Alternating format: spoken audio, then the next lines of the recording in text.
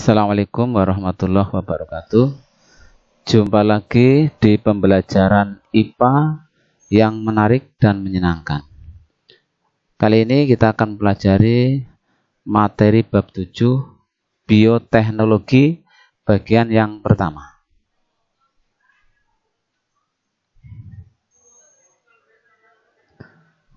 Untuk materi bioteknologi terbagi menjadi 3. Yang pertama, bioteknologi pertanian. Yang kedua, penggunaan mikroorganisme dalam pembuatan makanan. Dan yang ketiga, bioteknologi peternakan. Pada bagian pertama ini, kita hanya akan pelajari bioteknologi pertanian.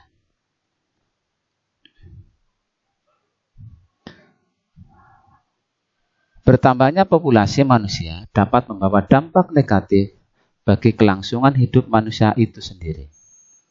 Dampak yang paling jelas adalah ketersediaan bahan pangan yang tidak mampu mencukupi kebutuhan manusia. Oleh karena itu, manusia terus berusaha meningkatkan produktivitas. Dengan apa? Maka dengan menggunakan bioteknologi diharapkan masalah kebutuhan pangan dapat diatasi. Lalu bagaimana peranan bioteknologi dalam meningkatkan produktivitas pangan? Mari kita simak. Pengertian bioteknologi. Bioteknologi adalah cabang ilmu yang mempelajari pemanfaatan makhluk hidup yang terdiri dari bakteri, fungi, virus, dan lain-lain, maupun produk dari makhluk hidup, bisa enzim, alkohol, dalam proses produksi untuk menghasilkan barang dan jasa. Bioteknologi dapat digunakan untuk memanfaatkan organisme atau bahan yang diperoleh dari organisme agar menghasilkan produk yang bermanfaat bagi kepentingan manusia.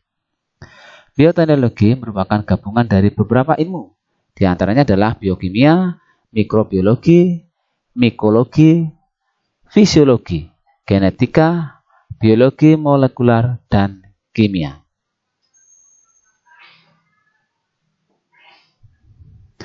Pemanfaatan bioteknologi yang pertama adalah dalam bidang bioteknologi pertanian. Kultur jaringan. Kultur artinya pembudidayaan, sedangkan jaringan artinya sekelompok sel yang dapat mempunyai bentuk dan fungsi yang sama. Dengan demikian, kultur jaringan atau tissue culture berarti membudidayakan suatu jaringan makhluk hidup menjadi baru atau menjadi individu baru yang mempunyai sifat sama seperti induknya. Berikut adalah contoh tahapan pertumbuhan tanaman dalam kultur jaringan. Ada explant, kalus, planet, dan planet yang diaklimatisasi di rumah kaca. Kemudian insektisida dari bakteri. Beberapa bakteri menghasilkan zat yang mematikan bagi serangga sehingga dimanfaatkan sebagai insektisida.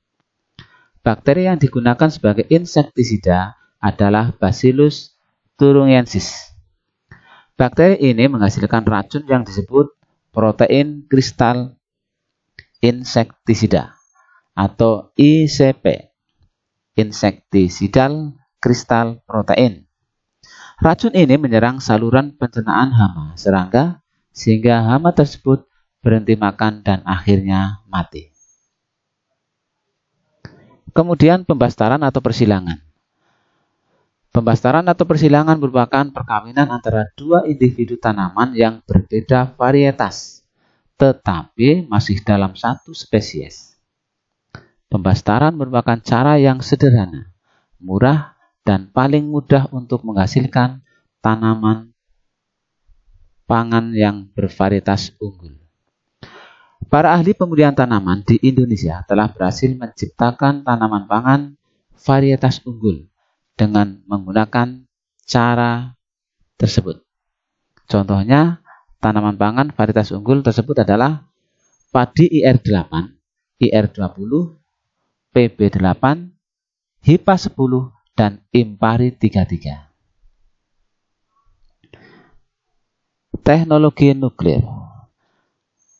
Pemanfaatan teknologi nuklir. Yang pertama adalah mutasi tanaman untuk mendapatkan varietas unggul. Yang kedua, pemberantasan hama tanaman. Yang ketiga, pengawetan makanan. Dan yang keempat, mengetahui masa pemupukan yang paling baik.